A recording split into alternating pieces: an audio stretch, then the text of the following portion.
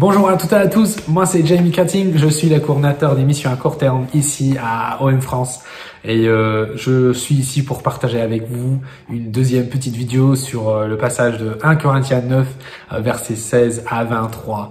Et la dernière fois, nous avons regardé ensemble la première conviction des convictions de Paul par rapport à l'importance de témoigner dans sa lettre aux Corinthiens, ce passage que je viens de citer là.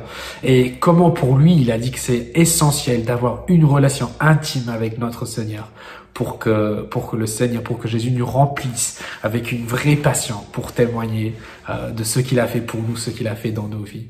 Et dans cette vidéo, on va regarder la deuxième conviction de Paul, qui se trouve plus précisément dans le verset 22.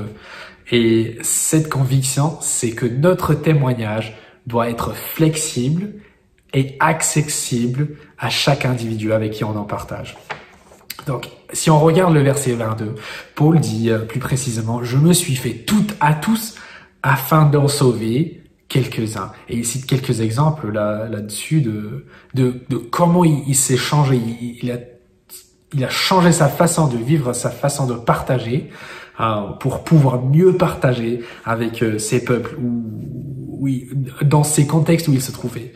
Et on a aussi des différents exemples de la vie de Paul où il a changé sa façon de faire, sa façon de s'exprimer pour mieux atteindre le peuple en face de lui. Et on peut trouver des exemples dans Acte 14, Acte 22, Acte 26. Et à chaque fois, il raconte la même histoire, il raconte son rencontre avec le Seigneur. Mais à chaque fois, il partage un peu différemment. Il souligne des faits différents ou il partage d'une façon différente. Il faut le lire. Il faut lire ces passages pour voir comment il a fait. Mais aussi, on voit que en même temps qu'il partage son propre histoire, son propre témoignage de comment il a rencontré le Seigneur, il partage aussi les faits clés de l'Évangile.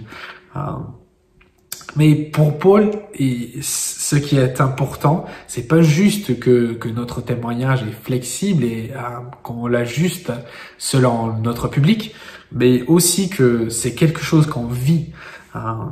Parce que si on regarde sans contexte la vie de Paul, il vivait souvent avec ces gens et il se mettait à leur place pour pouvoir vivre et dire l'évangile dans leur situation et leur contexte pour mieux comprendre qui ils sont et pourquoi l'évangile est important pour eux aussi.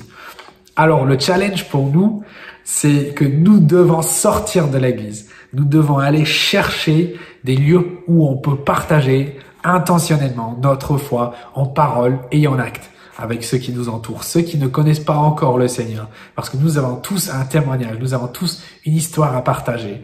Et nous savons tous aussi l'évangile et pourquoi c'est important de le partager.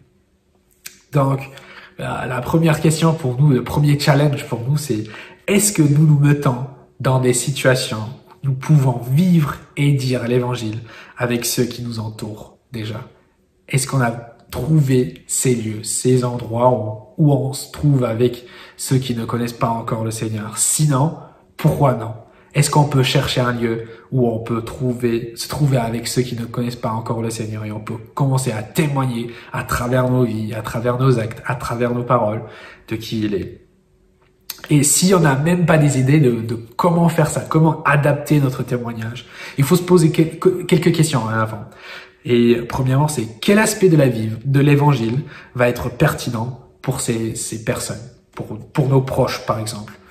Et puis, comment doit-on adapter, comment on partage notre témoignage avec ces gens pour que ça soit compréhensible et pour qu'ils s'identifient avec ce qu'on dit. Et c'est ça qu'on voit avec les récits de Paul dans Actes 14, 22 et 26. On voit comment il a changé son témoignage en fonction de qui était devant lui. Alors, je veux juste vous encourager que Dieu est avec nous. Et je veux prier avec vous que Dieu nous donne cette passion pour lui et son message d'espoir et qu'il nous aide à adapter notre témoignage pour que ça soit pertinent pour la personne devant nous. Alors, que Dieu vous bénisse et qu'il vous remplisse avec une passion encore pour lui. Amen.